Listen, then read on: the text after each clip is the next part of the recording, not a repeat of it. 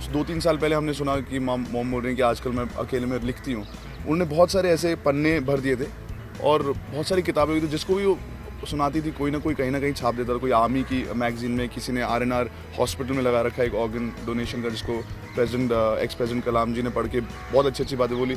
तो फिर काफ़ी ऐसे मशवरे आए कि चलो इन सबको एक साथ करके आप एक पोएम की बुक जिसका नाम आगाज़ है। सबसे पहले ये जो किताब है ये अर्पित और समर्पित शहीदों की कुर्बानियों को है, क्योंकि हम फौजी फैमिली होने की वजह से हमारी सारी ज़िंदगी जो है देश और बॉर्डर और सिपाही के साथ गुज़रती है। तो ज़्यादातर देशभक्ति की पोएम्स हैं और फिर जो सोसाइटी में जो ख़राब चीज़ें होती हैं कभी कभी उनसे दिल दुखता है, तो जैसे कि बॉम्ब ब्लास्ट हो गए, औरत का अपमान हुआ, तो वो सब चीज़ें मुझे बहुत दुखी करती हैं, तो फिर मैं उनके बारे में लिख देती हूँ। कविताओं में कहानियाँ हैं जो कि मेरे को किसी ने स्टोरी सुनाई, जैसे मेरे हस्बैंड के ब्रदर ने, कि वो आप खुद पढ़ना शहीद का सम्मान, एक बहुत अच्छी और कविता है बट उसमें एक बहुत अच्छी कहानी और मैसेज है।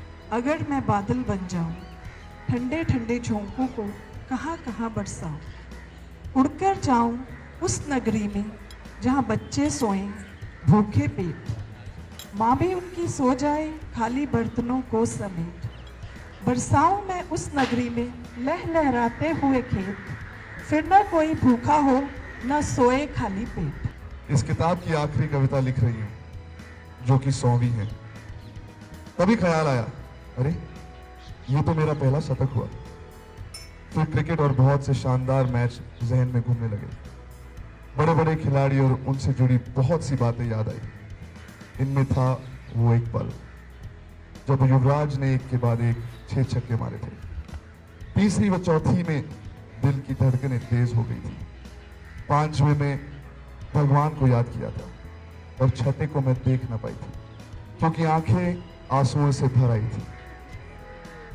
शाम को युवी ने मजाक में कहा था, यारों छक्के मार मार मेरी कोनी दुख रही है।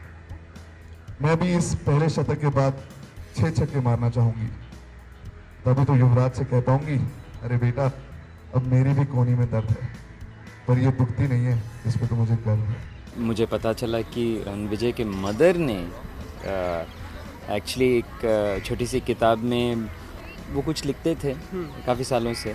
मैं ये भी जानता था मगर कभी सोचा नहीं कि इसको कोई लेकर के एक कविताओं का किताब पब्लिश करेगा। When I heard that I was very happy, क्योंकि हम ट्रेडिशनली क्या सोचते हैं कि औरतें सिर्फ एक तरह के काम करते हैं, तो अगर माँ है तो बस घर में रहो और माँ बने रहो, और जब एक्चुअली कोई निकल के कुछ अलग करता है, it's very very nice. Lakshmi के बारे में कुछ बताना चाहेंगे कि आप? वेल अब फिल्म रिलीज़ के लिए बिल्कुल तैयार है और मार्च 21 हमने अनाउंस किया रिलीज़ डेट। सो काफ़ी एक्साइटेड हूँ क्योंकि एक काफ़ी लंबा सफ़र रहा फिल्म के साथ बनाने में और रिलीज़ करने में, पर सेंसर की क्लियरेंस मिल गई, सब कुछ ठीक है। So now we are ready to go. Bollywood के सभी अपडेट से रहने के लिए अपडेटेड सब्सक्राइब करिए बॉलीवुड वाला को and hit like if you like this story.